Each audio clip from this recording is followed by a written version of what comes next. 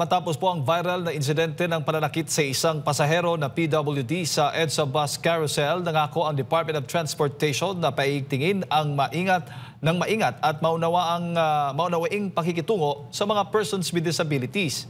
Narito pong ulat ni Paul Montebon.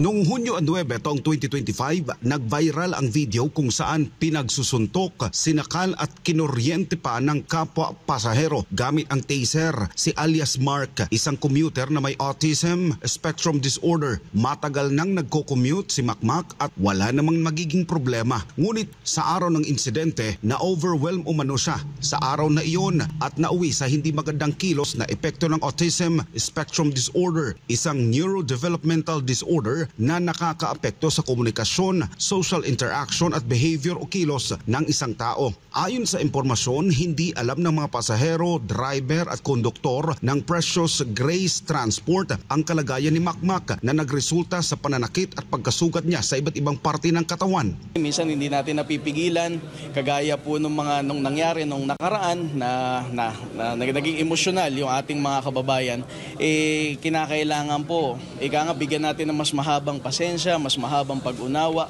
at pag-intindi yung pong ating mga kababayan na nangangailangan ng ganitong atensyon.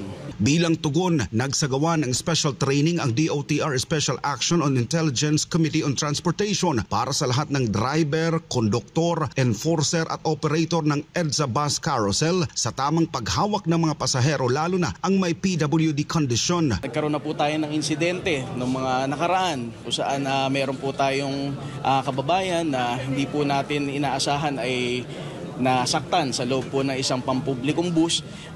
Yung pong mga ganong pagkakataon, mga ganong bagay po sana yung ating iniiwasan na maulit. Kaya nagkakaroon po tayo ng mga ganitong pag-aaral dahil kinakailangan po na mabigyan natin ng tutok.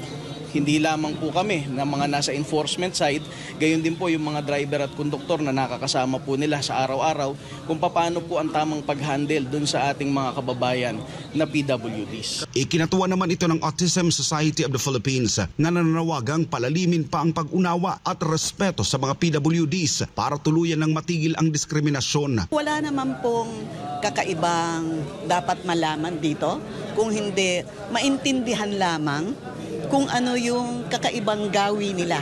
Kasi meron silang mga pagkilos, ugali na kakaiba. Pero kung alam po natin, kagaya ng mangyayari ngayon, naiintindihan natin na sila ay nasa autism spectrum and as such, meron silang mga challenges like in terms of sensory processing, in terms of communication.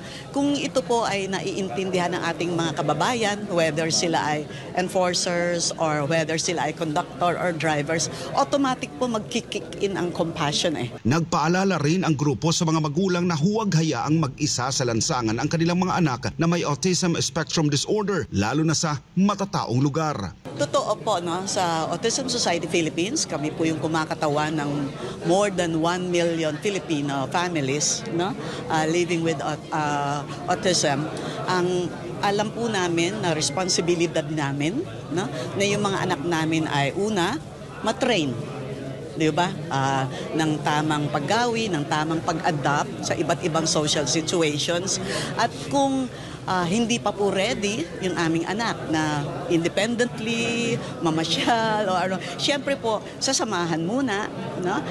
Yung po ay dun sa abot ng makakaya ng ating mga magulang. Kaya nga po sa Autism Society Philippines, ang ginagawa po natin is to empower the parents, the families by education. Sa ngayon, patuloy ang investigasyon ng Department of Transportation o DOTR sa insidente kay Makmak at sinuspindi na rin ang lisensya ng driver at konduktor ng bus ng Precious Grace Bus ng 70 araw, habang pansamantalang pinatigil ng Land Transportation Franchising and Regulatory Board o LTFRB ang operasyon ng 10 bus units ng kumpanyang Precious Grace Transport habang may investigasyon. Batay sa Republic Act 7277 o Magna Carta for Persons with Disability, may pantay na karapatan ang mga PWD sa edukasyon, trabaho, transportasyon at proteksyon laban sa diskriminasyon. Samantala, ang Republic Act 9442 naman o Anti-Discrimination Law for PWDs ay nagbibigay ng parusa sa pananakit, panlilibak o diskriminasyon laban sa kanila. Para sa Diyos at sa Pilipinas kung mahal, nag-uulat Paul Montebon,